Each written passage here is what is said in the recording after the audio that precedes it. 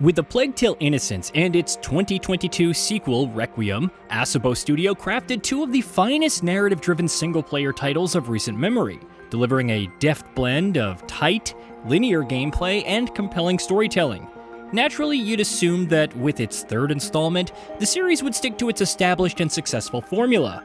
However, Resonance: A Plague Tale Legacy, a spin-off that serves as a prequel to Requiem, chooses to deviate from its predecessor's tried-and-true path, instead attempting something different. And even though the resulting gameplay experience is quite dramatically different from past Plague title experiences in some crucial ways, Resonance still ends up delivering a memorable experience, maybe even one that outshines its beloved precursors. Set 15 years before the events of A Plague Tale: Requiem, Resonance puts players in the shoes of Sea Captain Sophia, who, at this point in her life, is much younger, less assured, and not quite so capable as we know of her from the past game. Building on what little was revealed of her past in Requiem, Resonance expands on Sophia's backstory and puts her center stage in a thrilling, swashbuckling treasure hunt story set on an island of Minos, the home of the infamous Labyrinth and the beastly Minotaur. Those mysteries form the heart of Sophia's journey in Resonance, and form the backbone of a surprisingly engaging treasure hunt, one that keeps finding ways to keep players interested and on their toes. Sophia herself is, of course, also a strong protagonist, having already made a solid impression in 2022's Requiem. As the protagonist here, she really steals the show, thanks to mostly solid writing and an excellent acting performance.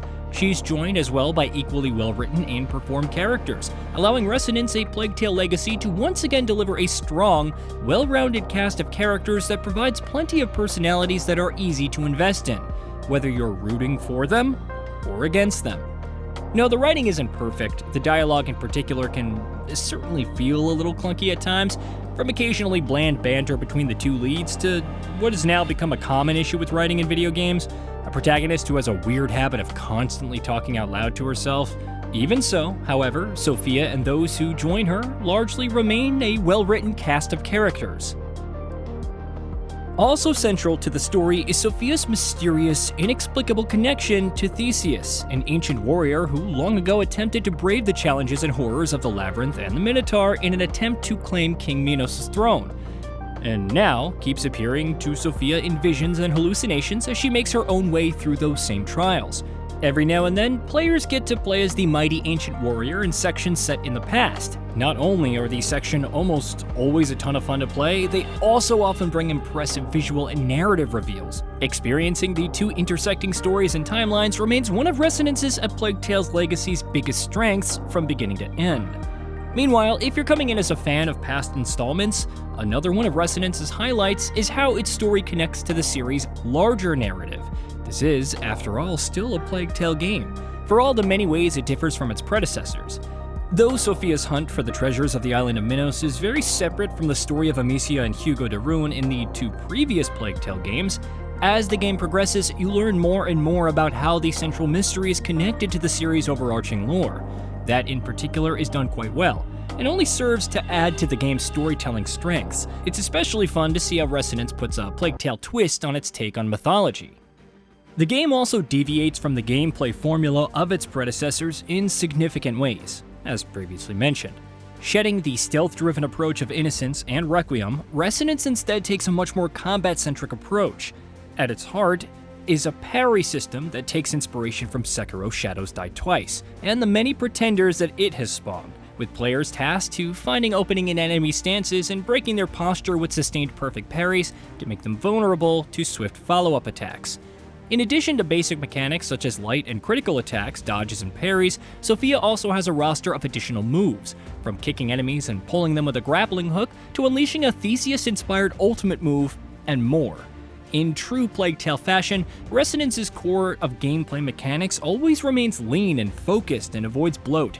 That core, meanwhile, is slowly expanded through the experience with new variations, twists, and more, so that even with what seemed like a straightforward and simplistic mechanic on paper, the game ends up delivering an experience that never fails to keep things fresh, exciting, and varied from a gameplay perspective. Combat is never too challenging, and you might not see anything here that you haven't seen before in other parry-focused melee-based action games, but the execution of mechanics on display here deserves to be lauded. Resonance: A Plague Tale Legacy ensures that combat never gets repetitive, and always remains tight and enjoyable, with well-thought-out combat scenarios, well-designed arenas, solidly executable mechanics, and decent enemy variety, among other things. In fact, it wouldn't be an exaggeration to call this the best-playing Plague Tale game so far, which, as those who have played past titles will tell you, is very high praise. If there's one combat-adjacent area of the game that doesn't entirely stick the landing, it's the progression mechanics. Resonance allows players to purchase ability upgrades and enhancements with resonance points accrued throughout the exploration, while you can also equip one of a handful of different swords. That said, there's not too much on offer on either front in terms of variety or flexibility. The pool of upgrades available in the skill tree is limited and bare bones, while the few swords that are on offer don't differ from each other in terribly significant ways either. Some changes and unlocks are surely appreciable, but for the most part, the customization and progression mechanics on offer here feel half-baked and tacked on. Combat isn't the be-all and end-all for Resonance: A Plague Tale Legacy's gameplay experience, however. Outside of combat, you'll be spending a good bit of time exploring environments and solving puzzles. As far as exploration is concerned, much like its predecessors, Resonance delivers a rather linear experience. Every now and then, levels do slightly open up, offering branching pathways, optional areas, hidden secrets, and more.